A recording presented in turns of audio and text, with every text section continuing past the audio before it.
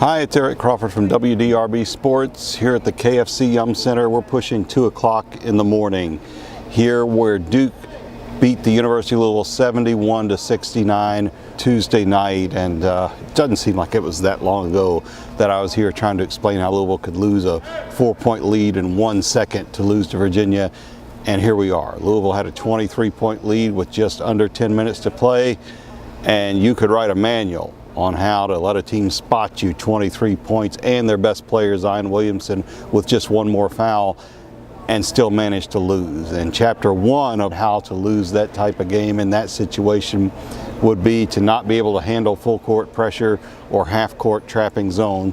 Louisville just looked lost. They looked hesitant. They looked scared against it, which is, for a second straight game, a big concern for this team, because now they're going to see a lot of that full court pressure the rest of the season. What amazes me is that Louisville was so dominant in this game for 30 minutes. They legitimately were beating down the top team in the country, number 2 ranked team, but probably the best and most talented team in the country. They were having no trouble. They were scoring, they were defending well, and then it all just went away in about a 4-minute span where they could have built the lead on up to 30 if they wanted to, but they were impatient. They took some quick shots, and that was it. That was kind of the beginning of the end for them, and by the end of the game they were unable to attack at all. Last 10 minutes of this game, Louisville did not make a 2-point basket. That's how ineffective they were on offense. It was to the point where when Duke coach Mike Krzyzewski came in after the game, just about all he could talk about was how bad he felt. You know, I know, look, I commend them. They probably were more deserving of winning, but the last 10 minutes, we were spectacular. You know, crazy. It's a crazy game. You know, human beings are crazy.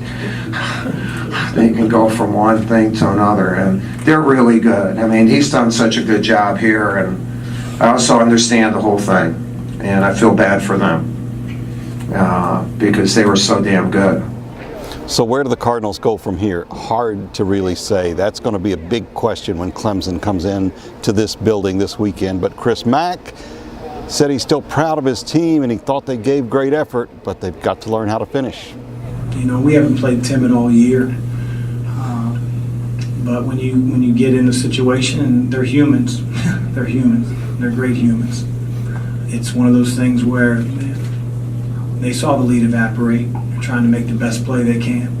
But my job is to keep these guys up. I told them that's the best team in the country. You know, for 30-some odd minutes, we were clearly better. My belief in these guys is crazy strong, and that's not gonna go away over a really tough loss. Of course, Duke All-American Zion Williamson is as impressive as everyone says he is. He finished this game with 27 points and 12 rebounds, game highs in both categories. Duke got 22 points from Cam Reddish, including some big 3-point shooting in the second half. Louisville got 23 points and 12 rebounds from Jordan Nwora. They got 15 points and 6 rebounds from Dwayne Sutton. They got 14 points from Stephen Enoch, who had a really good first half in this game, but they've got to get better guard play under pressure. Christian Cunningham, though he had 12 assists and played great for a lot of the game, had 6 turnovers in this game. More from Darius Perry, 3 turnovers. They've got to find somebody that can handle this. They'll put their press breaks in, they'll work on this in practice, and they'll have to get better or just fade under it, because this is all they're going to see probably for the rest of the season. But for now, another disappointing and almost inexplicable loss for Louisville in a big game here at the KFC Yum Center. I've got columns about it at WDRB.com. You can read Rick Bozich's take on the game there as well. And of course, we'll be on WDRB News talking about this more. For now, from the KFC Yum Center, it's Eric Crawford for WDRB Sports.